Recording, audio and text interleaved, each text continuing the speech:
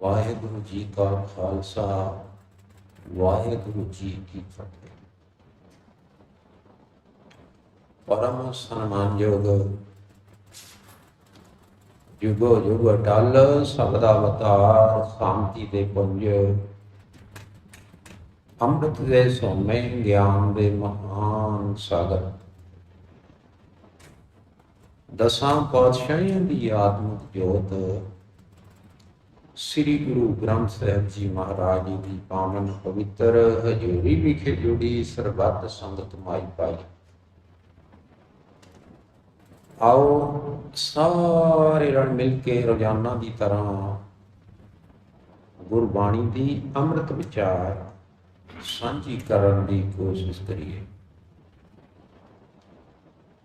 गुरबाणी की पाक पवित्र विचार सरवण करने तो पहला आओ सारे एक बारी एकाग्रचित हो के आखिए सतनाम श्री वाहेगुरु जी। विचार लई बाणी का मूल पाठ इस प्रकार है।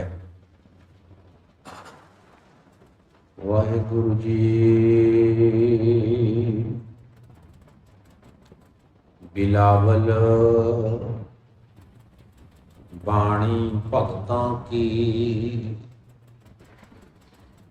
कबीर जीव की एक ओंकार सतनाम करता पुरख गुर प्रसाद ऐसो एह संसार पेखना रहन ना को पई है रे। ऐसो एह संसार पेखना रहन ना को पई है रे। सूदे सूदे रेग चलो तुम नातर पुतक्का दवई है रे। रहाओ बारे बूढ़े तरुणे भैया सब हो जम ले जई है रे। मानस बपुरा मूसा कीनो नीच गलैया खई है रे। तनवंता हर निर्धन मनई ताकि कछु ना कानी रे। राजा प्रजा समकर मारे ऐसो काल बिडानी रे। हर के सेवक जो हर पाए तिनकी कथा निरारी रे। पावे न जाहे ना कब हूँ मरते पार ब्रह्म संगारी रे। उत्तर कलतर लक्ष्मी माया यह तजो जी जानी रे। कहत कबीर सुनो रे संतो मिल है सारंग पानी रे। पुत्र कलतर लक्ष्मी माया यह तजो जी जानी रे। कहत कबीर सुनो रे संतो मिल है सारंग पानी रे।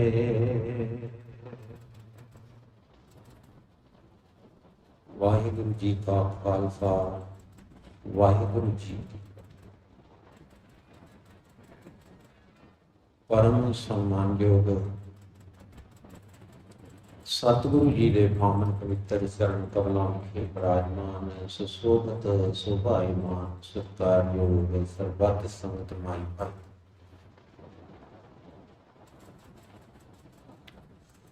ਇਹ ਪਾਵਨ ਪਵਿੱਤਰ ਬਾਣੀ ਜਿਹੜੀ ਹੁਣੇ ਹੀ ਪੜ੍ਹੀ ਗਈ ਹੈ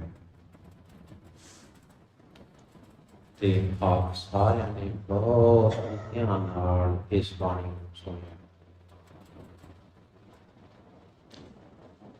ਆਪ ਸਾਰੀਆਂ ਸੰਗਤਾਂ ਦਾ ਬਹੁਤ ਬਹੁਤ ਧੰਨਵਾਦ ਹੈ। ਆਪ ਜੀ ਨੇ ਬਾਣੀ ਨੂੰ ਸੁਣਿਆ। ਹੁਣੇ ਹੀ ਸ਼ਬਦ ਗਾਇਨ ਹੋ ਰਿਹਾ ਸੀ, ਕਹਿੰਦੇ ਆਇਓ ਸੁਣਨ ਪੜਨ ਕੋ ਬਾਣੀ। ਐ ਪ੍ਰਾਣੀ, ਤੂੰ ਗੁਰੂ ਘਰ ਦੇ ਵਿੱਚ ਆਇਆ ਹੈ ਬਾਣੀ ਨੂੰ ਸੁਣਨ ਅਤੇ ਪੜਨ ਵਾਸਤੇ।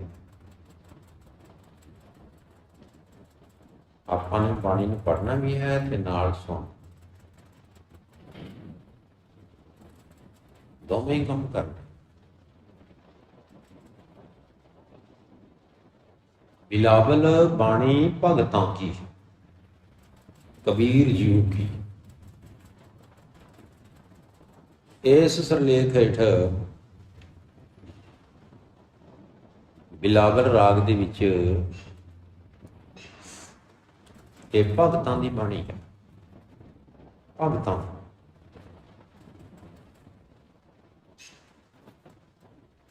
ਆਪ ਜੀ ਸਾਰੇ ਲਗਭਗ ਜਾਣਦੇ ਹੋ ਕਿ ਗੁਰੂ ਗ੍ਰੰਥ ਸਾਹਿਬ ਜੀ ਦੇ ਵਿੱਚ ਜਿੱਥੇ ਗੁਰੂਆਂ ਦੀ ਬਾਣੀ ਹੈ ਨਾ, ਉੱਥੇ ਨਾਲ 15 ਭਗਤਾਂ ਦੀ ਬਾਣੀ ਵੀ ਹੈ ਵਿੱਚ। 15 ਭਗਤਾਂ, ਤੇ ਜਿਹੜੇ 15 ਭਗਤ ਹਨ ਉਹ ਕੋਈ ਬੰਗਾਲ ਦਾ ਰਹਿਣ ਵਾਲਾ ਹੈ, ਕੋਈ ਬਨਾਰਸ ਦਾ ਰਹਿਣ ਵਾਲਾ ਹੈ, ਕੋਈ ਮਹਾਰਾਸ਼ਟਰ ਦਾ ਰਹਿਣ ਵਾਲਾ ਹੈ, ਕੋਈ ਪੰਜਾਬ ਦਾ ਰਹਿਣ ਵਾਲਾ ਹੈ, ਕੋਈ ਪਾਕਿਸਤਾਨ ਦਾ ਰਹਿਣ।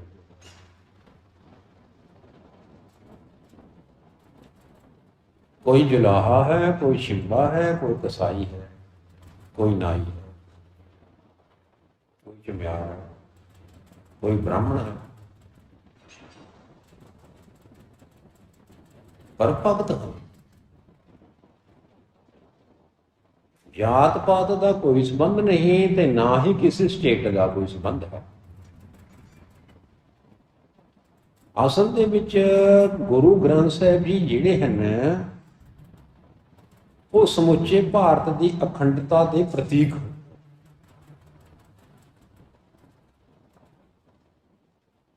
ਭਾਰਤੀ ਅਖੰਡਤਾ ਦੇ ਪ੍ਰਤੀਕ, ਕਿਉਂਕਿ ਗੁਰੂ ਗ੍ਰੰਥ ਸਾਹਿਬ ਵਿੱਚ ਆਲ ਇੰਡੀਆ ਦੇ ਜਿਹੜੇ ਭਗਤ ਹੋਏ ਹਨ ਉਹਨਾਂ ਦੀ ਬਾਣੀ ਦਰਜ ਹੈ।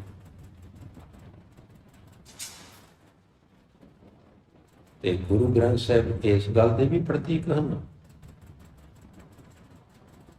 ਕਿ ਇੱਥੇ ਜਾਤ ਪਾਤ ਨੂੰ ਕੋਈ ਥਾਂ ਨਹੀਂ ਹੈ। ਭਗਤ ਭਾਵੇਂ ਕਿਸੇ ਵੀ ਜਾਤ ਦਾ ਹੋਵੇ ਇੱਥੇ ਪ੍ਰਵਾਨਿਤ ਹੈ। 6 ਗੁਰੂਆਂ ਦੀ ਬਾਣੀ ਹੈ ਗੁਰੂ ਗ੍ਰੰਥ ਸਾਹਿਬ ਵਿੱਚ, ਤੇ 15 ਭਗਤਾਂ ਦੀ ਬਾਣੀ ਹੈ, 11 ਭੱਟਾਂ ਦੀ ਬਾਣੀ ਹੈ ਤੇ 4 ਗੁਰੂ ਕੇ ਸਿੱਖਾਂ ਦੀ ਬਾਣੀ ਹੈ। ਇਹ ਸਾਰਾ ਜਿਹੜਾ ਟੋਟਲ ਹੈ ਨਾ, ਇਹ 36 ਬਣਦਾ ਹੈ। ਇਸ ਤੋਂ ਇਹ ਭਾਵ ਹੋਇਆ ਕਿ ਗੁਰੂ ਗ੍ਰੰਥ ਸਾਹਿਬ ਜੀ ਦੇ ਵਿੱਚ 36 ਮਹਾਂਪੁਰਖਾਂ ਦੀ ਬਾਣੀ ਦਰਜ ਹੈ। 36 ਮਹਾਂਪੁਰਖਾਂ ਦੀ। ਦੁਨੀਆ ਦੇ ਗ੍ਰੰਥ ਜਿਹੜੇ ਹਨ ਨਾ, ਕੋਈ ਇੱਕ ਨੇ ਲਿਖਿਆ ਹੋਇਆ ਹੈ, ਕੋਈ 2 ਨੇ ਲਿਖਿਆ ਹੋਇਆ ਹੈ, ਪਰ ਸਾਡਾ ਜਿਹੜਾ ਗੁਰੂ ਹੈ ਉਹ 36 ਮਹਾਂਪੁਰਖਾਂ ਨੇ ਲਿਖਿਆ ਹੋਇਆ। ਪੂਰੀ ਪਾਰਲੀਮੈਂਟ, ਆਲ ਵਰਲਡ ਦੀ ਪਾਰਲੀਮੈਂਟ ਨੇ ਲਿਖਿਆ ਹੋਇਆ ਹੈ। ਭਾਈ ਇੱਕ ਬੰਦਾ ਗਲਤ ਹੋ ਸਕਦਾ ਹੈ, ਦੋ ਗਲਤ ਹੋ ਸਕਦੇ ਹਨ, 36 ਬੰਦੇ ਗਲਤ ਹੋ ਸਕਦੇ ਹਨ ਭਲਾ। ਫਿਰ ਭਗਤ, ਫਿਰ ਗੁਰੂ, ਉਹ ਨਹੀਂ ਗਲਤ ਹੋ ਸਕਦੇ। ਅੱਜ ਜਿਨ੍ਹਾਂ ਦੀ ਬਾਣੀ ਅਸੀਂ ਪੜ੍ਹੀ ਹੈ ਉਹ ਭਗਤ ਕਬੀਰ ਜੀ ਹਨ। ਭਗਤ ਕਬੀਰ ਜੀ ਕਿੱਥੋਂ ਦੇ ਰਹਿਣ ਵਾਲੇ ਸਨ? ਅੱਜ ਤੋਂ 700 ਸਾਲ ਪਹਿਲਾਂ 14ਵੀਂ ਸਦੀ ਵਿੱਚ ਬਨਾਰਸ ਦੇ ਵਿੱਚ, ਜਿਹਨੂੰ ਸ਼ਿਵਪੁਰੀ ਵੀ ਕਹਿੰਦੇ ਹਨ, ਜਿਹਨੂੰ ਕਾਂਸੀ ਵੀ ਕਹਿੰਦੇ ਹਨ, ਉੱਥੇ ਜਨਮ ਹੋਇਆ ਜੀ। ਕੰਮ ਕੀ ਕਰਦੇ ਸੀ ਇਹਦੇ ਮਾਂ-ਬਾਪ? ਜੁਲਾਹੇ ਦਾ ਕੰਮ ਕਰਦੇ ਸੀ ਤੇ ਆਪ ਵੀ ਜੁਲਾਹੇ ਦਾ ਕੰਮ ਕਰਦੇ ਸੀ। ਵਿਹਲੇ ਰੋਟੀਆਂ ਪਾੜਨ ਵਾਲੇ ਨਹੀਂ ਸਨ, ਕਿਰਤ ਕਰਨ ਵਾਲੇ ਸਨ।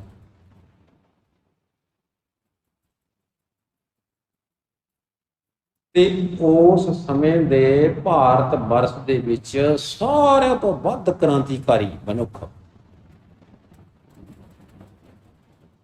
ਭਗਤ ਕਬੀਰ ਜੀ। ਇਹੋ ਜਿਹੇ ਕ੍ਰਾਂਤੀਕਾਰੀ, ਇਹੋ ਜਿਹੇ ਇਨਕਲਾਬੀ ਮਨੁੱਖ ਭਾਰਤ ਦੇ ਵਿੱਚ ਹੋਏ ਹੀ ਨਹੀਂ।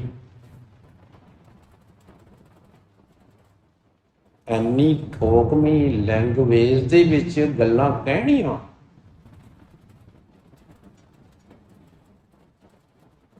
ਮੌਕੇ ਦੇ ਪੁਜਾਰੀਆਂ ਨੂੰ ਤੇ ਸਮੇਂ ਦੀ ਸਰਕਾਰ ਨੂੰ।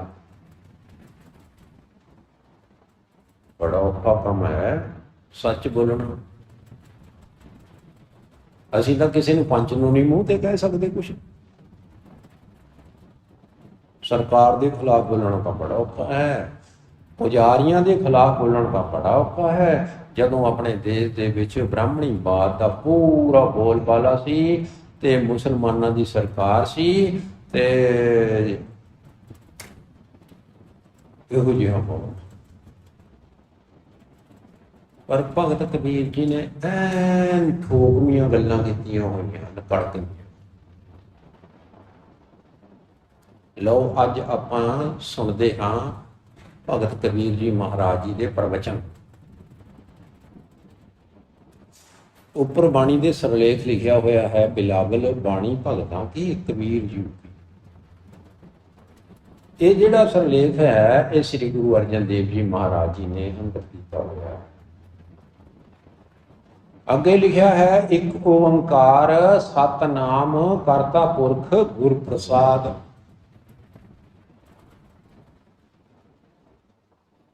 ਇਹ ਨਵੀਂ ਕਿਸਮ ਦਾ ਮੂਲ ਮੰਤਰ। ਜ਼ਿਆਦਾ ਤੌਰ ਤੇ ਅਸੀਂ ਪੜ੍ਹਦੇ ਆ ਰਹੇ ਹਾਂ ਇੱਕ ਓੰਕਾਰ ਸਤਿਗੁਰ ਪ੍ਰਸਾਦ, ਜਾਂ ਫਿਰ ਅਸੀਂ ਬੜਾ ਜਿਹੜਾ ਮੂਲ ਮੰਤਰ ਹੈ, ਇੱਕ ਓੰਕਾਰ ਸਤਨਾਮ ਕਰਤਾ ਪੁਰਖ ਨਿਰਭਉ ਨਿਰਵੈਰ ਅਕਾਲ ਮੂਰਤ ਅਜੂਨੀ ਸੈਭੰ ਗੁਰ ਪ੍ਰਸਾਦ। ਸਾਰਾ ਗੁਰੂ ਗ੍ਰੰਥ ਸਾਹਿਬ ਪੜ੍ਹ ਕੇ ਤੁਸੀਂ ਦੇਖ ਲਓ, ਭਾਵੇਂ ਛੋਟਾ ਮੂਲ ਮੰਤਰ ਹੈ ਸੰਖੇਪ ਵਿੱਚ, ਜੇ ਭਾਵੇਂ ਵੱਡਾ ਹੈ, ਉਹਨਾਂ ਦੀ ਸਮਾਪਤੀ ਗੁਰਪ੍ਰਸਾਦ ਤੇ ਹੀ ਹੁੰਦੀ ਹੈ। ਗੁਰਪ੍ਰਸਾਦ ਤੋਂ ਬਾਅਦ ਦੋ ਡੰਡੀਆਂ ਲਾਈਆਂ ਹੋਈਆਂ ਹਨ, ਦੋ ਡੰਡੀਆਂ ਤੋਂ ਭਾਵ ਹੈ ਫੁੱਲ ਸਟਾਪ, ਪੂਰੀ ਸਮਾਪਤੀ। ਇਸ ਤੋਂ ਇਹ ਗੱਲ ਪਤਾ ਲੱਗਿਆ ਕਿ ਜਿਹੜਾ ਮੂਲ ਮੰਤਰ ਹੈ ਉਹ ਕੇਵਲ ਗੁਰਪ੍ਰਸਾਦ ਤੱਕ ਹੀ ਹੈ। ਪਰ ਗੁਰੂ ਜੀ ਨੇ ਕਿਤੇ ਇਹਨੂੰ ਵਿਸਥਾਰ ਦੇ ਨਾਲ ਲਿਖ ਦਿੱਤਾ, ਕਿਤੇ ਅਰਧ ਵਿਸਥਾਰ ਦੇ ਨਾਲ ਲਿਖ ਦਿੱਤਾ, ਕਿਤੇ ਬਿਲਕੁਲ ਸੰਖੇਪ ਵਿੱਚ, ਕਿਤੇ ਨਾ ਭੁਲਾ ਮੰਤਰ ਮੂਲ ਮੰਤਰ ਲਿਖਿਆ ਹੋਇਆ ਹੈ, ਇੱਕ ਓੰਕਾਰ ਸਤਨਾਮ ਕਰਤਾ ਪੁਰਖ ਨਿਰਭਉ ਨਿਰਵੈਰ ਅਕਾਲ ਮੂਰਤ ਅਜੂਨੀ ਸੈਭੰ ਗੁਰ ਪ੍ਰਸਾਦ, ਤੇ ਕਿਤੇ ਲਿਖ ਦਿੱਤਾ ਇੱਕ ਓੰਕਾਰ ਸਤਿਗੁਰ ਪ੍ਰਸਾਦ। ਤੇ ਇੱਥੇ ਲਿਖਿਆ ਇੱਕ ਓੰਕਾਰ ਸਤਨਾਮ ਕਰਤਾ ਪੁਰਖ ਗੁਰੂ ਪ੍ਰਸਾਦ। ਗੁਰੂ ਪ੍ਰਸਾਦ ਗੱਲ ਪੂਰੀ ਹੀ ਹੈ, ਪਰ ਲਿਖਣ ਦਾ ਢੰਗ ਜਿਵੇਂ ਅਸੀਂ ਵੀ ਲਿਖ ਦਿੰਦੇ ਹਾਂ ਭਾਈ। ਜੇ ਸਾਨੂੰ ਲਿਖਣਾ ਹੋਵੇ ਨਾ ਅੰਗਰੇਜ਼ੀ ਵਿੱਚ ਚੰਡੀਗੜ੍ਹ, ਤਾਂ ਸਾਨੂੰ ਪੂਰਾ ਚੰਡੀਗੜ੍ਹ ਲਿਖਣ ਦੀ ਲੋੜ ਨਹੀਂ ਹੈ, ਬਸ ਲਿਖ ਦਿਓ CHD ਅੱਗੇ ਫੁੱਲ ਸਟਾਪ। ਪੜ੍ਹਨ ਵਾਲਾ ਜਦੋਂ ਪੜ੍ਹ ਜਾਏਗਾ ਵੀ ਚੰਡੀਗੜ੍ਹ ਲਿਖਿਆ ਹੋਇਆ। ਜੇ ਲਿਖਣਾ ਹੈ ਲੁਧਿਆਣਾ LDH ਲਿਖ ਦਿਓ, ਪਿੱਛੇ ਲਾ ਦਿਓ ਬਿੰਦੀ, ਤੇ ਅਗਲਾ ਪੜ੍ਹਨ ਵਾਲਾ ਜਦ ਹੀ ਪੜ੍ਹ ਜਾਏਗਾ ਲੁਧਿਆਣਾ ਲਿਖਿਓ।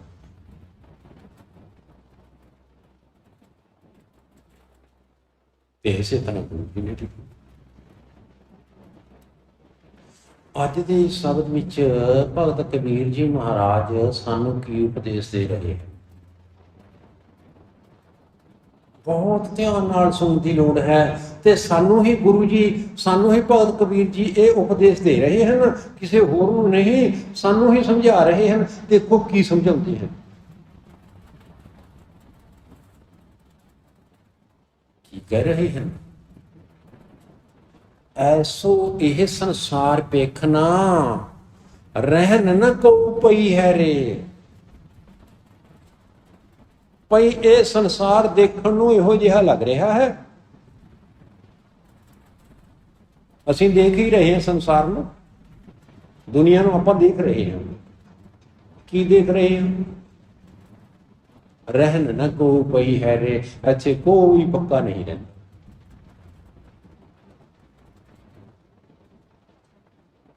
ਦੁਨੀਆ ਮਰ ਰਹੀ ਹੈ, ਰੋਜ਼ ਮੌਤਾਂ ਹੋ ਰਹੀਆਂ, ਰੋਜ਼ ਕਿਸੇ ਨਾ ਕਿਸੇ ਦੀ ਅਰਥੀ ਨਿਕਲ ਰਹੀ ਹੈ, ਰੋਜ਼ ਕਿਸੇ ਨਾ ਕਿਸੇ ਦਾ ਭੋਗ ਪੈ ਰਿਹਾ, ਰੋਜ਼ ਕਿਸੇ ਨਾ ਕਿਸੇ ਦੀ ਬਰਸੀ ਹੋ ਰਹੀ ਹੈ, ਰੋਜ਼ ਕਿਸੇ ਨਾ ਕਿਸੇ ਦੇ ਘਰ ਕਲੇਸ਼ ਪੈ ਰਿਹਾ ਹੈ, ਰੋਜ਼ ਕੋਈ ਨਾ ਕੋਈ ਮਰ। ਇਹ ਤਾਂ ਪੱਕੀ ਗੱਲ ਹੈ ਨਾ, ਸਭ ਨੂੰ ਪਤਾ। ਰਹਿਨ ਨ ਕਉ ਪਈ ਹੈ ਰੇ। ਇੱਥੇ ਸੰਸਾਰ ਦੇ ਵਿੱਚ ਪੱਕੇ ਤੌਰ ਤੇ ਅੱਜ ਤੱਕ ਕੋਈ ਵੀ ਨਹੀਂ ਰਿਹਾ। ਕੋਈ ਵੀ ਤੋਂ ਕੀ ਭਾਵ ਹੈ? ਨਾ ਤਾਂ ਰਿਹਾ ਕੋਈ ਦੇਵੀ, ਨਾ ਰਿਹਾ ਕੋਈ ਦੇਵਤਾ, ਨਾ ਰਿਹਾ ਕੋਈ ਰਿਸ਼ੀ, ਨਾ ਰਿਹਾ ਕੋਈ ਮੁਨੀ, ਨਾ ਰਿਹਾ ਕੋਈ ਪੈਗੰਬਰ, ਨਾ ਰਿਹਾ ਕੋਈ ਔਲੀਆ, ਨਾ ਰਿਹਾ ਕੋਈ ਵੀ ਨਹੀਂ ਰਿਹਾ। ਸਾਰੇ ਹੀ ਮਰ ਗਏ, ਸਾਰੇ ਹੀ ਮਰ ਗਏ।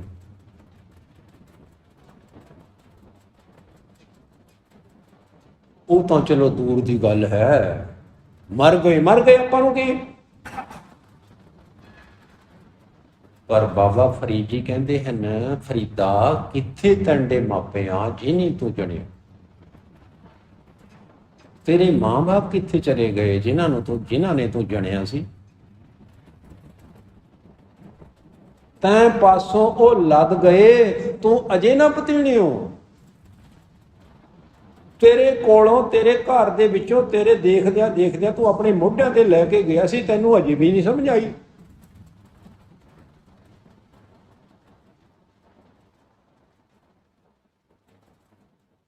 ਤੂੰ ਵੀ ਮਰਨਾ ਹੈ, मैं भी मरना है, ऐने भी मरना है, ਉਹਨੇ भी मरना है। ਬਾਣੀ ਕਹਿੰਦੀ ਹੈ, ਸਭਨਾ ਮਰਨਾ ਆਇਆ ਵਿਛੋੜਾ ਸਭਨਾ, ਪੁੱਛੋ ਜਾਏ ਸਿਆਣਿਆਂ ਅੱਗੇ ਮਿਲਤੇ। ਪਰ ਇਹ ਤਾਂ ਸਾਰਿਆਂ ਨੂੰ ਹੀ ਮਰਨਾ ਪੈਂਦਾ ਹੈ। ਤੇ ਇੱਕ ਅਖਾਣ ਬਣੀ ਹੋਈ ਹੈ, ਕਹਿੰਦੇ ਆਪ ਮਰੀ ਆਪ ਮਰੇ ਜਗ ਪਰ ਲੋ। ਜਦੋਂ ਬੰਦਾ ਆਪ ਹੀ ਮਰ ਗਿਆ, ਸਮਝ ਲਓ ਪਰ ਲੋ ਆ ਗਈ। ਪਿੱਛੇ ਤੋਂ ਕੋਈ ਰਹੇ ਨਾ ਰਹੇ, ਸਾਨੂੰ ਕੀ ਫਾਇਦਾ ਉਹਦਾ,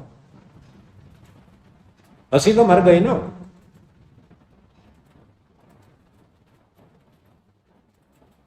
ਭਈ ਸਭਨਾਂ ਨੇ ਮਰਨਾ, ਇੱਥੇ ਕੋਈ ਨਹੀਂ ਰਹਿ ਸਕਦਾ। ਇਹ ਕੋਈ ਪੱਕਾ ਟਿਕਾਣਾ ਨਹੀਂ ਹੈ। ਇੱਥੇ ਕੋਈ ਛੋਣੀ ਪਾ ਕੇ ਨਹੀਂ ਰਹਿ ਸਕਦਾ ਕਿ ਮੈਂ ਪੱਕਾ ਹੀ ਇੱਥੇ ਹਾਂ।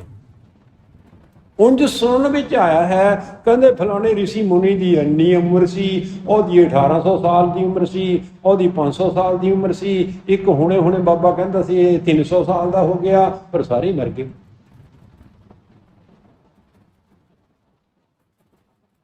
ਬਚਿਆ ਤਾਂ ਕੋਈ ਵੀ ਨਹੀਂ। ਸਾਰੀ ਦੁਨੀਆ ਦੇ ਵਿੱਚ ਇਹੋ ਜਿਹਾ ਕੋਈ ਬੰਦਾ ਨਹੀਂ ਜਿਹੜਾ 200 ਸਾਲ ਦਾ ਹੋਵੇ। ਇੱਕ ਬੁੱਢੀ 145 ਸਾਲ ਦੀ, ਹੱਡੀਆਂ ਨਿਕਲ ਆਈਆਂ, ਬਸ ਸਾਹ ਚੱਲ ਰਿਹਾ। ਹੁਣ ਮਰੀ ਘੜੀ ਮਰੀ, ਹੁਣ ਮਰੀ ਘੜੀ ਮਰੀ, ਬਸ ਮਰਨ ਨੂੰ ਤਿਆਰ। ਉਹਨੇ ਵੀ ਮਰ ਜਾਣਾ, ਉਹਨੇ ਮਰ ਜਾਣਾ। ਭਈ ਇਹ ਤਾਂ ਤਿੜਕੇ ਘੜੇ ਦਾ ਪਾਣੀ ਹੈ। ਜਿਵੇਂ ਤਿੜਕੇ ਘੜੇ ਦੇ ਵਿੱਚ ਪਾਣੀ ਕੱਲ ਤੱਕ ਨਹੀਂ ਰਹਿੰਦਾ, ਇਸੇ ਪ੍ਰਕਾਰ ਇਸ ਦੁਨੀਆ ਦੇ ਵਿੱਚ ਵੀ ਕੋਈ ਸਭ ਨਾਲ ਮਰਨਾ ਆਇਆ, ਵਿਛੋੜਾ ਸਭ। ਫੇਰ ਕੀ ਕਰੀਏ ਜੀ? ਸੋਧੇ ਸੋਧੇ ਰੇਗ ਚਲੋ, ਸੋਧੇ ਸੋਧੇ ਰੇਗ ਚਲੋ ਤੁਮ, ਨਾਤਰ ਕੋ ਧੱਕਾ ਜਬਈ ਹੈ ਰੇ। ਕਹਿੰਦੇ ਭਾਈ ਇਸ ਕਰਕੇ ਤੁਸੀਂ ਐਨ ਸਿੱਧੇ ਸਿੱਧੇ ਚਲੋ, ਰੇਂਗ ਰੇਂਗ ਕੇ, ਨਹੀਂ ਤਾਂ ਯਮ ਨੇ ਇਹੋ ਜਿਹਾ ਧੱਕਾ ਤੁਹਾਨੂੰ ਦੇਣਾ ਹੈ, ਮੁੱਦੇ ਮੂੰਹ ਡਿੱਗ ਜਾਓਗੇ, ਫਿਰ ਜ਼ਿੰਦਗੀ ਵਿੱਚ ਕਦੇ ਖੜੇ ਨਹੀਂ ਹੋ ਸਕਦੇ। ਇਹੋ ਜਿਹਾ ਧੱਕਾ ਦੇਣਾ ਹੈ।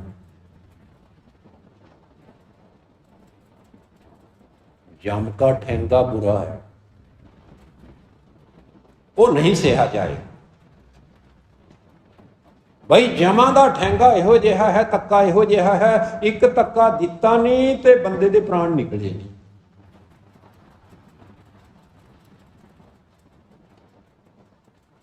ਇਸ ਕਰਕੇ ਭਾਈ ਐਨ ਸਿੱਧੇ ਸਿੱਧੇ ਚਲੋ, ਰੇਂਗ ਕੇ ਚਲੋ। ਰੇਂਗ ਕੇ ਚੱਲਣਾ ਪਤਾ ਕੀ ਹੁੰਦਾ ਹੈ?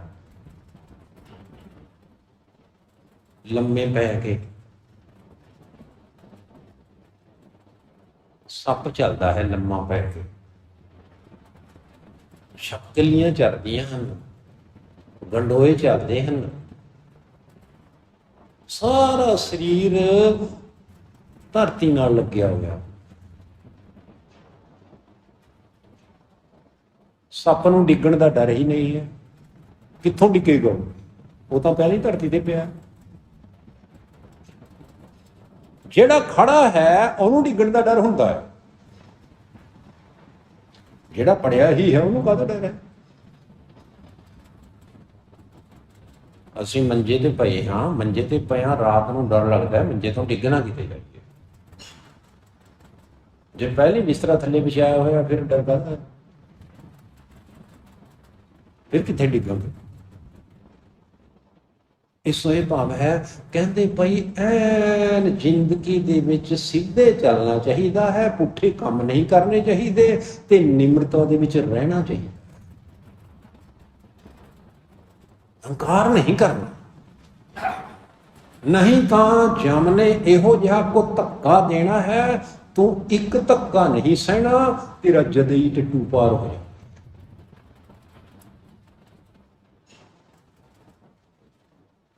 ਅੱਛਾ ਜੀ।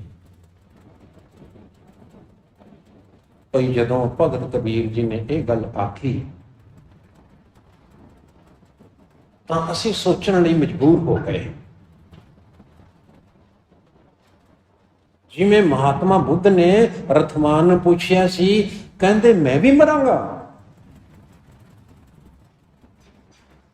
ਕਹਿੰਦੇ ਹਾਂ ਤੂੰ ਵੀ ਮਰੇਂਗਾ। ਮੈਂ ਵੀ ਬੁੱਢਾ ਹੋਵਾਂਗਾ। ਹਾਂ ਤੂੰ ਵੀ ਬੁੱਢਾ ਹੋਏਗਾ, ਤੂੰ ਵੀ ਮਰੇਗਾ। ਜਦੋਂ ਗੁਰੂ ਜੀ ਨੇ, ਭਗਤ ਕਬੀਰ ਜੀ ਨੇ ਕਹਿ ਦਿੱਤਾ ਵੀ ਤੂੰ ਵੀ ਮਰੇਗਾ, ਫਿਰ ਤਾਂ ਸੋਚਣ ਲਈ ਮਜਬੂਰ ਹੋ ਗਏ, ਕੌਣ ਮਰੇਗਾ। ਆਪਾਂ ਕਹਿੰਦੀ ਬੁੱਢੇ ਬੁੱਢੇ ਮਰਨ ਨੂੰ ਪਏ ਹਨ, ਮਰ ਜਾਣਗੇ, ਹੋਰ ਕੀ, ਬੁੱਢਿਆਂ ਨੇ ਤਾਂ ਮਰਨਾ ਹੀ ਹੁੰਦਾ। ਪਰ ਬਾਬਾ ਕਬੀਰ ਜੀ ਕਹਿ ਰਹੇ ਹਨ, ਬਾਰੇ ਬੂढ़े तरुणे भैया सबहु जमल जई है रे। बालक है, बुढ़ा है, जवान है, ये नहीं पता कि किसका नंबर आ जाना, कोई पता नहीं।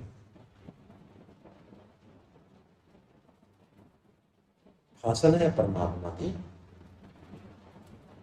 ਇਸ ਫਸਲ ਨੂੰ ਭਾਵੇਂ ਪਰਮਾਤਮਾ ਕੱਚੀ ਨੂੰ ਵੱਢੇ, ਪੱਕੀ ਨੂੰ ਵੱਢੇ, ਡਡੂਰੀ ਨੂੰ ਵੱਢੇ, ਗੱਦਰ ਨੂੰ ਵੱਢੇ, ਬੱਚੇ ਦੀ ਮੌਤ ਹੋ ਜਾਏ, ਜਵਾਨ ਦੀ ਮੌਤ ਹੋ ਜਾਏ, ਬੁੱਢੇ ਦੀ ਮੌਤ ਹੋ ਜਾਏ, ਕੋਈ ਪਤਾ ਨਹੀਂ।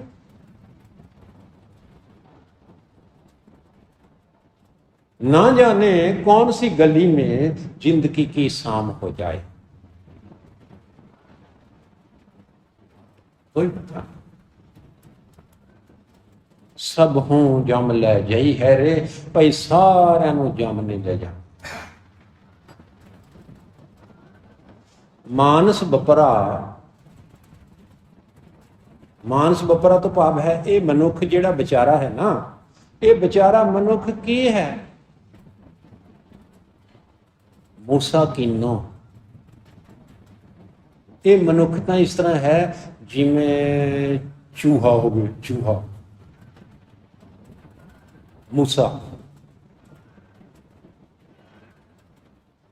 ਕੰਪਿਊਟਰ ਨੂੰ ਚਲਾਉਣ ਵਾਸਤੇ ਮਾਊਸ ਹੁੰਦਾ ਹੈ ਨਾ, ਮਾਊਸ, ਅੰਗਰੇਜ਼ੀ ਵਿੱਚ ਮਾਊਸ ਨੂੰ ਚੂਹਾ ਕਹਿੰਦੇ, ਤੇ ਇੱਥੇ ਮੂਸਾ ਲਿਖਿਆ, ਮੂਸਾ, ਮੂਸਾ ਮਾਊਸ, ਚੂਹਾ, ਚੂਹੇ ਦੀ ਸ਼ਕਲ ਵਰਗਾ। ਭਾਈ ਚੂਹਾ ਜਿਹੜਾ ਹੈ ਨਾ, ਇਹ ਮਨੁੱਖ ਜਿਹੜਾ ਹੈ ਨਾ, ਇਸ ਤਰ੍ਹਾਂ ਹੈ ਜਿਵੇਂ ਚੂਹਾ ਹੋਵੇ। ਤੇ ਮੌਤ, ਮੌਤ ਇਸ ਤਰ੍ਹਾਂ ਹੈ ਜਿਵੇਂ ਬਿੱਲੀ। ਬਿੱਲੀ ਰੂਪੀ ਮੌਤ ਨੇ ਇਹਨਾਂ ਜੀਵਾਂ ਰੂਪੀ ਚੂਹਿਆਂ ਨੂੰ ਰਗੜ ਕੇ ਰੱਖ ਦੇਣਾ ਹੈ। ਉਹ ਰਗੜ ਰਹੀ ਹੈ, ਜਿਹਦਾ ਨੰਬਰ ਲੱਗ ਗਿਆ ਲੱਗ ਗਿਆ।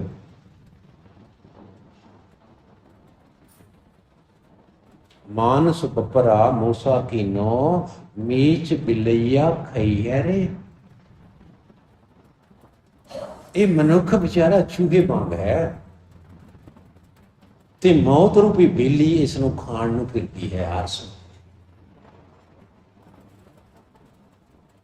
ਜਿਸ ਦਿਨ ਬਿੱਲੀ ਦਾ ਦੌਰ ਲੱਗ ਗਿਆ, ਉਸੇ ਦਿਨ ਬਿੱਲੀ ਨੇ ਰਗੜ ਦਿਆ।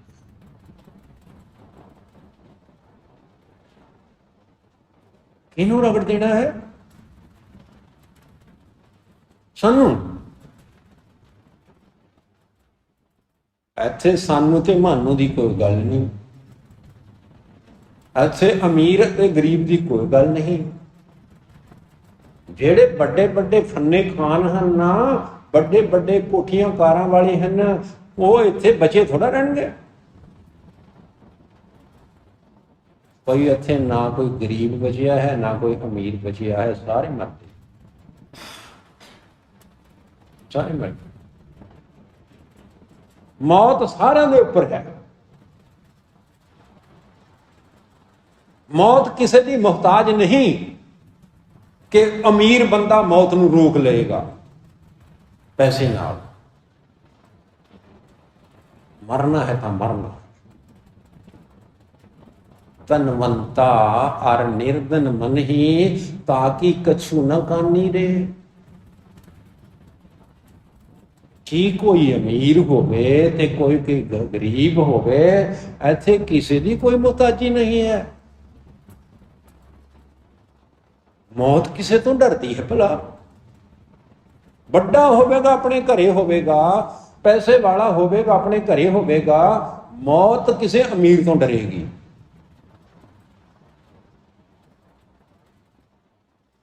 ਉਹ ਨਹੀਂ ਡਰਦੀ। ਕਿੱਥੇ ਖੜੀ ਹੈ ਮੌਤ? ਨੇੜੇ ਹੀ ਹੈ। नेड़े ही, वो तो हर समय सिर ते मंडरा रही है। मौते दा बन्ना इउं दिसै ज्यों दरिया बैठा हा। मौत दा बन्ना इस तरह नजर आ रहा है जिवें घग्गर दा किनारा होवे, वो सामने खड़ा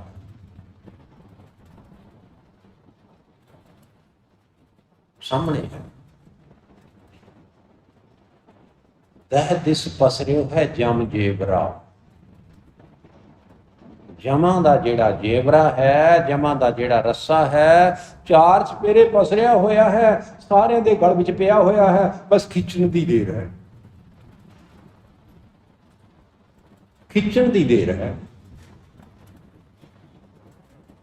जे खिंच लिया तो गल घुट गया, मर गया। क्यों जी? राजे दी मौत विच ते आम बंदे दी मौत विच की फर्क है?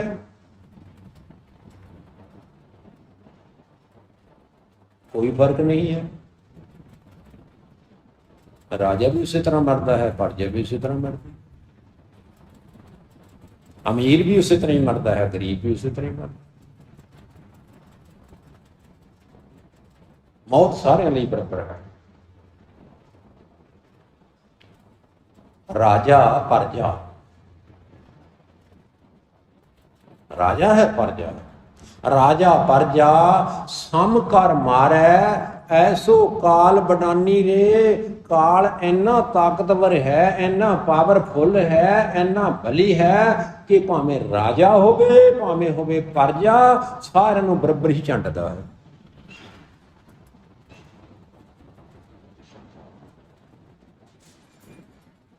ये तो बड़ा काम खराब है।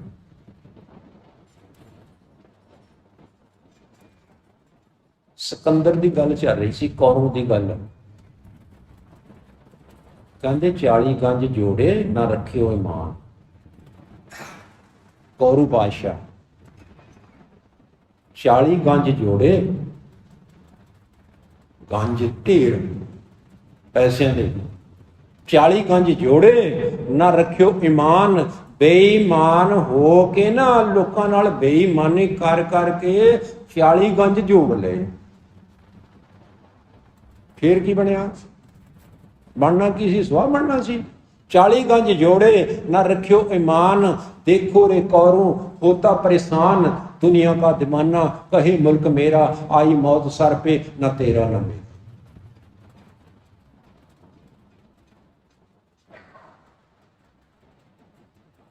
कहते जदों सिकंदर दुनिया तो गया, दोवें हाथ खाली थे, दोवें हाथ खाली सन, पैरों तो नंगा सी, पैरों तो भी नंगा, ना जुत्ती पाई हुई, हत्थां तो भी खाली। अज इहदे कोल ना बटुआ है, ना घड़ी है, ना अपना कड़ा पाया होया है, ना कार है, ना मोबाइल है, इसी तरह जा रहा नंग मलंग, कल्ला ही जा रहा है। अगे तो 2 जने जाते होंदे सी, घर वाली नाल नाल रहिंदी सी, अज वो भी नहीं नाल गई। आगे हंस अकेला, हंस जिहड़ा है अकेला ही जा रहा है, कल्ला ही जा रहा है। बाबा जी ने कहा, कहते कोई मरे ना मोया नाले, कोई नहीं मरिया नाल मरता। कौन मरदा है मरिया नाल? चलो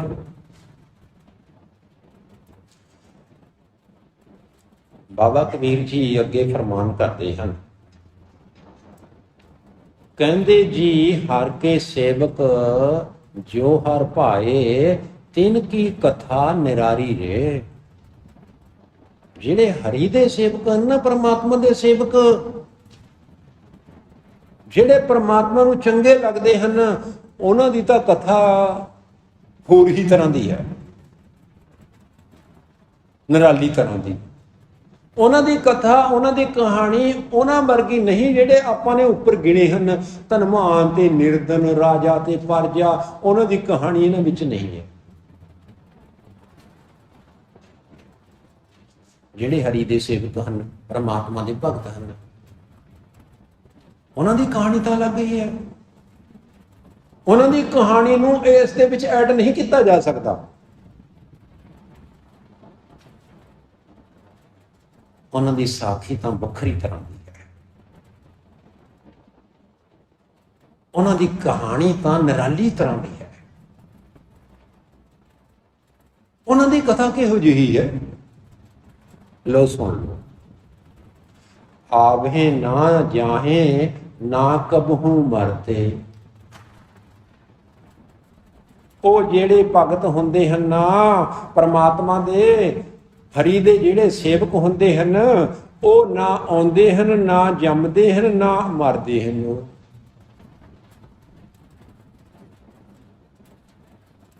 ਨਾ ਆਉਂਦੇ ਹਨ, ਨਾ ਜਾਂਦੇ ਹਨ, ਨਾ ਮਰਦੇ ਹਨ। ਇਹ ਤਾਂ ਬਾਕੀ ਕਥਾ ਅਲੱਗ ਤਰ੍ਹਾਂ ਦੀ ਹੈ। ਅਸੀਂ ਉੱਪਰ ਪੜ੍ਹ ਕੇ ਹਟੇ ਹਾਂ ਭਈ ਦੁਨੀਆ ਵਿੱਚ ਮੌਤ ਤੋਂ ਕੋਈ ਬਚਿਆ ਨਹੀਂ, ਸਾਰੇ ਮਰ ਮੁਰ ਗਏ, ਮਿਟ ਗਏ। ਪਰ ਇੱਥੇ ਜਿਹੜੇ ਹਰ ਕੇ ਸੇਵਕ ਹਨ, ਜਿਹੜੇ ਪ੍ਰਮਾਤਮਾ ਨੂੰ ਚੰਗੇ ਲੱਗਦੇ ਹਨ, ਉਹਨਾਂ ਦੀ ਤਾਂ ਕਥਾ ਹੀ ਅਲੱਗ ਤਰ੍ਹਾਂ ਦੀ ਹੈ।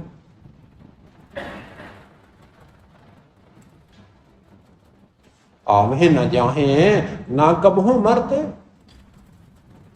ਉਹ ਨਾ ਆਉਂਦੇ ਹਨ, ਨਾ ਜਾਂਦੇ ਹਨ, ਨਾ ਮਰਦੇ ਹਨ।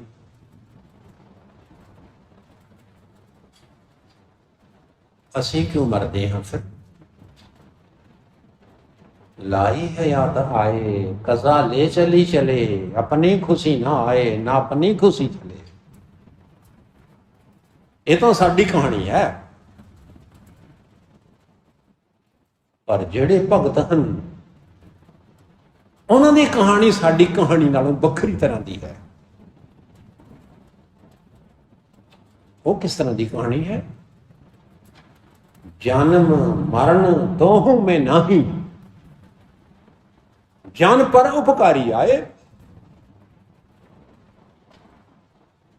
ਉਹ ਤਾਂ ਪਰ ਉਪਕਾਰੀ ਆਏ ਹਨ, ਆਏ ਵੀ ਹਨ ਨਾ, ਜੇ ਜੰਮੇ ਵੀ ਹਨ, ਜੇ ਆਏ ਹਨ ਦੁਨੀਆ ਵਿੱਚ ਤਾਂ ਲੋਕਾਂ ਦੇ ਭਲੇ ਵਾਸਤੇ ਆਏ ਹਨ। ਤੇ ਜੇਕਰ ਗਏ ਹਨ, ਲੋਕਾਂ ਦੇ ਭਲੇ ਵਾਸਤੇ ਗਏ ਹਨ। ਇਹ ਕੀ ਗੱਲ ਬਣੀ ਭਲਾ? ਸਾਡਾ ਨਾ ਜੰਮਣ ਦਾ ਫਾਇਦਾ ਹੈ, ਨਾ ਮਰਨ ਦਾ ਫਾਇਦਾ ਹੈ ਕਿਸੇ ਨੂੰ। ਜੇ ਅਸੀਂ ਨਾ ਜੰਮਦੇ, ਪਿੰਡ ਨੂੰ ਕਿਹੜਾ ਘਾਟਾ ਪੈ ਜਾਣਾ ਸੀ? ਜੇ ਅਸੀਂ ਮਰ ਗਏ, ਫੇਰ ਕਿਹੜਾ ਇੱਥੇ ਕੋਈ ਤੋਟ ਆ ਗਈ?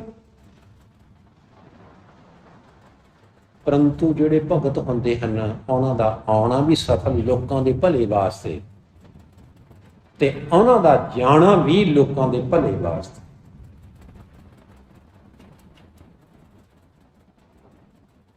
ਉਹਨਾਂ ਦਾ ਆਉਣਾ ਲੋਕਾਂ ਦੇ ਭਲੇ ਵਾਸਤੇ ਕਿਵੇਂ ਹੋਇਆ ਭਲਾ?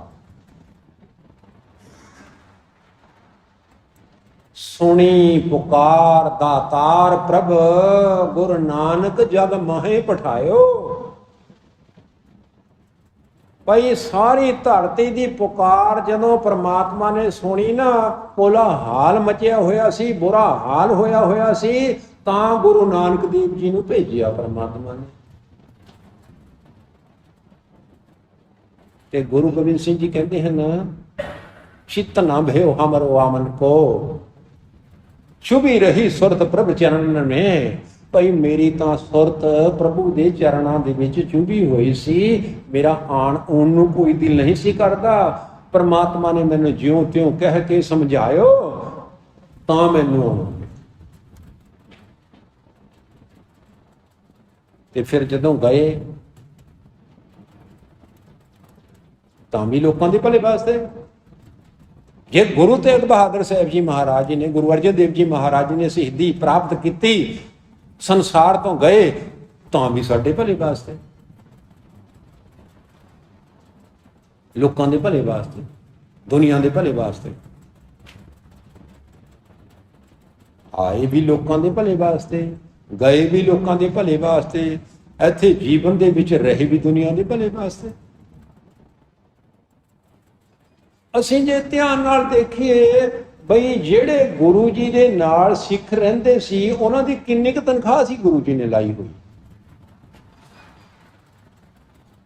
ਭਾਈ ਮਰਦਾਨੇ ਨੂੰ ਕਿੰਨੀ ਤਨਖਾਹ ਦਿੰਦੇ ਸੀ ਗੁਰੂ ਨਾਨਕ ਦੇਵ ਜੀ?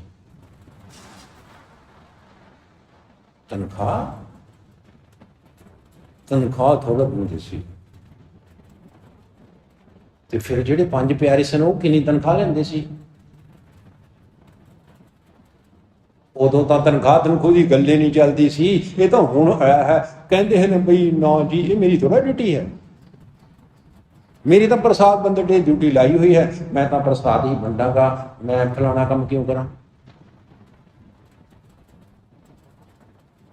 ਮੈਂ ਕਿਉਂ ਕਰਾਂ? ਜੇ ਭਾਈ ਮਰਦਾਨਾ ਜੀ ਕਹਿੰਦੇ ਬਈ ਮੇਰੀ ਡਿਊਟੀ ਤਾਂ ਹੈ ਰਬਾਬ ਵਜਾਉਣ ਦੀ, ਮੈਂ ਤੇਰੀ ਗਠੜੀ ਕਿਉਂ ਚੱਕਾਂ ਬਾਬੇ?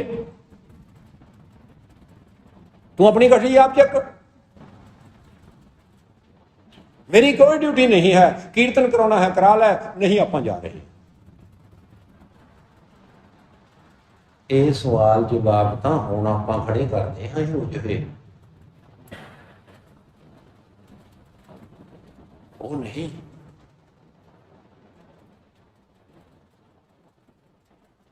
हर के सेवक जो हर पाए तिन की कथा निराली रे। उन्हां दी कथा तां बिल्कुल निराली किस्म दी है, वखरी किस्म दी, तां ही तां उन्हां दी कथा है। साडे मरण तो बाद पिंड वाले ने किसी ने याद करना है किसी नूं? बंदा मरिया नहीं ਤੇ ਅਗਲੇ ਹਫਤੇ ਕਹਿੰਦੇ ਵੀ ਜੀ ਹੁਣ ਬਰਸੀ ਵੀ ਕਰਕੇ ਪ੍ਰੇ ਕਰੋ, ਜਪ ਨਵੇੜੋ। ਅਸੀਂ ਕੁੜੀ ਦਾ ਵਿਆਹ ਰੱਖਿਆ ਹੋਇਆ ਹੈ, ਕਿਉਂ ਜੀ ਬਰਸੀ ਕਰਨੀ ਜ਼ਰੂਰੀ ਹੈ? ਕੋਈ ਬਰਸੀ ਹੁੰਦੀ ਕੀ ਹੈ ਵੈਸੇ? ਜਿਹੜੀ ਬਰਸ ਬਾਅਦ ਹੋਵੇ। ਤੇ ਅਸੀਂ ਕਹਿੰਦੇ ਆਪਾਂ ਨੇ ਤਾਂ 3 ਮਹੀਨੇ ਦੀ ਬਰਸੀ ਕਰ ਦਿੱਤੀ। ਅੱਗੇ ਮੁੰਡਾ ਵਿਆਹਣਾ ਹੈ ਨਾ, ਬੁੜਾ ਕਾਦਾ ਮਰਿਆ, ਹੁਣ ਮੁੰਡੇ ਦੇ ਵਿਆਹ ਨੂੰ ਵੀ ਉਹ ਮੁੰਡਾ ਬੁੜਾ ਰੋਕ ਰਿਹਾ ਹੈ, ਜਦ ਮਰਜ਼ੀ ਕਰ ਤੋ। ਬਰਸੀਆਂ ਬੁਰਸੀਆਂ ਦਾ ਕੀ ਚੱਕਰ ਹੈ? ਬੰਦਾ ਗਿਆ ਤੋ ਗਿਆ, ਭੋਗ ਪੈ ਗਿਆ, ਖਤਮ ਕਹਾਣੀ। ਇਹ ਬਰਸੀਆਂ ਬੁਰਸੀਆਂ ਤਾਂ ਅਸੀਂ ਕੀਤੀਆਂ ਹੋਈਆਂ ਨੇ ਆਪਣੇ ਚਾਲੂ ਵੀ ਹੁਣ ਬਰਸੀ ਕਰ ਲਓ, ਹੁਣ 13ਵੀਂ ਬਰਸੀ ਹੈ, ਹੁਣ 14ਵੀਂ ਬਰਸੀ ਹੈ। ਬਾਬਿਆਂ ਦੀਆਂ ਬਰਸੀਆਂ ਹੀ ਨਹੀਂ ਮੁੱਕਦੀ ਸਾਰੀ ਜ਼ਿੰਦਗੀ। ਛੱਡੋ ਪਰੇ ਨਾ ਕਹਾਣੀ। ਕਹਿੰਦੇ ਆਮ ਹੀ ਨਾ ਜਾਹੇ ਨਾ ਕਬਹੂ ਮਰਤੇ ਪਾਰ ਬ੍ਰਹਮ ਸੰਗਾਰੀ ਰੇ। ਉਹ ਗੁਰਮੁਖ ਪਿਆਰੇ ਜਿਹੜੇ ਭਗਤ ਹੁੰਦੇ ਹਨ ਉਹ ਤਾਂ ਹਮੇਸ਼ਾ ਹੀ ਪਰਮਾਤਮਾ ਦੇ ਨਾਲ ਹੀ ਰਹਿੰਦੇ ਹਨ, ਨਾ ਉਹ ਜਨਮ ਵਿੱਚ ਹਨ, ਨਾ ਉਹ ਮਰਨ ਵਿੱਚ ਹਨ, ਨਾ ਉਹਨਾਂ ਨੂੰ। ਚਲੋ ਠੀਕ ਹੈ, ਫਿਰ ਆਪਾਂ ਕਿਵੇਂ ਭਗਤ ਬਣੀਏ? ਜੇ ਆਪਾਂ ਨੂੰ ਭਗਤ ਬਣਨਾ ਹੋਵੇ, ਗੁਰਮੁਖ ਬਣਨਾ ਹੋਵੇ, ਗੁਰੂ ਦਾ ਖਾਲਸਾ ਬਣਨਾ ਹੋਵੇ, ਫਿਰ ਆਪਾਂ ਕਿਵੇਂ ਬਣੀਏ? ਗੱਲ ਤਾਂ ਸਾਡੀ ਆਪਣੀ ਹੈ ਨਾ। ਅਜੇ ਤੱਕ ਤਾਂ ਅਸੀਂ ਹੋਰਾਂ ਦੀਆਂ ਗੱਲਾਂ ਪੜ੍ਹਦੇ ਰਹੇ, ਹੁਣ ਨੇ ਤੇਰੀਆਂ ਮੇਰੀਆਂ ਗੱਲਾਂ ਕਰ ਲੀਆਂ, ਹੋਰ ਬਥੇਰੀਆਂ ਗੱਲਾਂ। ਹੁਣ ਨੇ ਤੇਰੀਆਂ ਮੇਰੀਆਂ ਗੱਲਾਂ, ਹੁਣ ਤੇਰੀਆਂ ਤੇ ਮੇਰੀਆਂ ਗੱਲਾਂ। ਹੁਣ ਸਾਡਾ ਕਲਿਆਣ ਕਿਵੇਂ ਹੋਵੇ? ਬਾਬਾ ਕਬੀਰ ਜੀ ਸਾਨੂੰ ਵੀ ਦੱਸੋ ਨਾ ਕੁਛ। ਲਓ ਸੁਣ ਲਓ। ਪੁੱਤਰ ਕਲੱਤਰ ਲక్ష్ਮੀ ਮਾਇਆ, ਸਾਰੇ ਬੜੀਆ ਨਾਂ ਹੁੰਦੇ। ਦੇਖੋ ਪੁੱਤਰ ਹੈ, ਕਲੱਤਰ ਹੈ। ਕਲੱਤਰ ਕਹਿੰਦੇ ਨਾ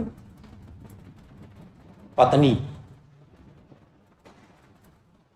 ਪੁੱਤਰ ਹੈ, ਪਤਨੀ ਹੈ, ਲక్ష్ਮੀ ਹੈ, ਮਾਇਆ ਹੈ। ਫਿਰ ਇਹਨੂੰ ਕੀ ਕਰੀਏ? ਇਹ ਤਜੋ ਜੀ ਜਾਨੀ ਰੇ। ਇਹਨੂੰ ਜਿਉਂ ਤੁਸੀਂ ਤਿਆਗ ਦਿਓ, ਇਹਨਾਂ ਨਾਲ ਮੋਹ ਨਾ ਬਹੁਤਾ ਕਰੋ। ਠੀਕ ਹੈ, ਪੁੱਤਰ ਪੁੱਤਰ ਹੈ, ਪਤਨੀ ਪਤਨੀ ਹੈ, ਉਹਨਾਂ ਨਾਲ ਜਿਹੜੇ ਬਣਦੇ ਫਰਜ਼ ਬਣਦੇ ਹਨ ਉਹ ਨਿਭਾਉਣੇ ਹਨ, ਆਪਣੀ ਜ਼ਿੰਮੇਵਾਰੀਆਂ ਨਿਭਾਉਣੀਆਂ ਹਨ। ਇਹ ਨਹੀਂ ਕਿ ਅਸੀਂ ਉਹਨਾਂ ਦੇ ਹੀ ਥੱਲੇ ਲੱਗ ਕੇ ਰਹਿ ਜਾਈਏ। ਤੇ ਪੁੱਤਰਾਂ ਪਿੱਛੇ ਅਸੀਂ ਲੋਕਾਂ ਨਾਲ ਠੱਗੀਆਂ ਮਾਰ ਮਾਰ ਕੇ, ਲੁੱਟਾਂ ਕਸੁੱਟਾਂ ਕਰ ਕਰਕੇ ਉਹਨਾਂ ਨੂੰ ਪਾਲਦੇ ਰਹੀਏ। ਲੇਖਾ ਦੇਣਾ ਮੇਰੀ ਜਾਨ ਨੇ। ਬਹੁ ਪ੍ਰਪੰਚ ਕਰ ਪਰਤਨ ਲਿਆਵੈ, ਸੁਤ ਦਾਰਾ ਪੇ ਆਨ ਲੁਟਾਵੈ। ਮਨ ਮੇਰੇ ਭੁੱਲੇ ਕਪਟ ਨਾ ਕੀਜੈ, ਅੰਤ ਨਵੇਰਾ ਤੇਰੇ ਜੀ ਪੇ ਲਿਖੇ। ਬੜੀਆਂ ਠੱਗੀਆਂ ਮਾਰ ਕੇ ਤੂੰ ਪੈਸੇ ਕਮਾ ਕੇ ਲਿਆਉਂਦਾ ਹੈ ਤੇ ਆਪਣੇ ਧੀਆਂ ਪੁੱਤਰਾਂ ਤੇ ਲਗਾਉਂਦਾ ਹੈ, ਅੰਤ ਨੂੰ ਨਵੇੜਾ ਤੇਰੇ ਨਾਲ ਨਹੀਂ ਬਣਦਾ। ਤਾਂ ਗੱਲ ਕਹੀ ਜਾਏ। ਕਹਿੰਦੇ ਪੁੱਤਰ ਕਲਤਰ ਲక్ష్ਮੀ ਮਾਇਆ, ਇਹ ਤਜੋ ਜੀ ਜਾਨੀ ਰੇ। ਕਹਿਤ ਕਬੀਰ ਸੁਨੋ ਰੇ ਸੰਤੋ। ਐ ਸੰਤ ਜਨੋ ਤੁਸੀਂ ਸਾਰੇ ਹੀ ਧਿਆਨ ਨਾਲ ਸੁਣੋ। ਜੇ ਤੁਸੀਂ ਇਸ ਤਰ੍ਹਾਂ ਕਰ ਲਓਗੇ, ਮੋਹ ਮਾਇਆ ਤੋਂ ਬਿਲਕੁਲ ਮੁਕਤ ਹੋ ਜਾਓਗੇ, ਤਾਂ ਮਿਲ ਹੈ ਸਾਰੰਗ ਪਾਣੀ ਰੇ। ਤੁਹਾਨੂੰ ਉਦਣ ਹੀ ਰੱਬ ਮਿਲ ਜਾਏਗਾ। ਜਦੀ ਉਸੇ ਸਮੇਂ ਹੀ ਤੁਹਾਨੂੰ ਰੱਬ ਮਿਲ ਜਾਏਗਾ। ਤੁਸੀਂ ਮੋਹ ਮਾਇਆ ਕਾਮ ਕ੍ਰੋਧ ਲੋਭ ਮੋਹ ਹੰਕਾਰ ਤੋਂ ਮੁਕਤ ਤਾਂ ਹੋਵੋ ਨਾ। ਇਹਨਾਂ ਵਿਸ਼ੇ ਵਿਕਾਰਾਂ ਤੋਂ ਮੁਕਤ ਤਾਂ ਹੋਵੋ ਨਾ। ਜਦੋਂ ਵੀ ਮੁਕਤ ਹੋ ਗਏ ਪਰਮਾਤਮਾ ਉਦੋਂ ਹੀ ਮਿਲ ਗਿਆ। ਪਰਮਾਤਮਾ ਨੇ ਕਿਹੜਾ ਦੂਰੋਂ ਆਉਣਾ ਹੈ ਚੱਲ ਕੇ, ਬਈ ਬੰਬੇ ਤੋਂ ਫਲੈਟ ਲੈਣੀ ਹੈ ਜਾਂ ਕੈਨੇਡਾ ਅਮਰੀਕਾ ਤੋਂ ਆਉਣਾ ਹੈ। ਮਨ ਚੰਗਾ ਪ੍ਰਾਤ ਵਿੱਚ ਗੰਗਾ। ਘਰ ਹੀ ਬੈਠੇ ਸੋਹ ਪਾਈਏ, ਜੇ ਨੀਅਤ ਰਾਸ ਕਰੇ ਘਰ ਹੀ ਬੈਠਿਆਂ ਪਰਮਾਤਮਾ ਦੀ ਪ੍ਰਾਪਤੀ ਹੋ ਜਾਂਦੀ ਹੈ। ਤੋ ਇਹ ਹੈ ਭਗਤ ਕਬੀਰ ਜੀ ਮਹਾਰਾਜ ਜੀ ਦਾ ਬਿਲਾਵਰ ਰਾਗ ਦੇ ਵਿੱਚ ਪਹਿਲਾ ਸ਼ਬਦ। ਕੱਲ ਨੂੰ ਜਿਹੜਾ ਆਪਾਂ ਨੇ ਸ਼ਬਦ ਸਰਵਣ ਕਰਨਾ ਹੈ ਨਾ, ਉਹ ਇਸ ਤਰ੍ਹਾਂ ਵੀ ਜ਼ਿਆਦਾ ਮਹੱਤਵਪੂਰਨ ਹੈ। ਸੁਣਨ ਵਾਲੀਆਂ ਗੱਲਾਂ ਹਨ ਐਨ ਸਾਰੀਆਂ। ਜੇ ਸੰਗਤ ਸਾਥ ਦੇਵੇ ਤਾਂ ਆਪਾਂ ਇਸ ਤਰ੍ਹਾਂ ਸੁਣਾਉਂਦੇ ਰਹੀਏ ਤੇ ਇਹ ਜਿਹੜਾ ਗੁਰਬਾਣੀ ਦਾ ਤੱਤ ਗਿਆਨ ਹੈ ਸਾਨੂੰ ਪ੍ਰਾਪਤ ਹੁੰਦਾ ਰਹੇ। ਵਾਹਿਗੁਰੂ ਜੀ ਕਾ ਖਾਲਸਾ, ਵਾਹਿਗੁਰੂ।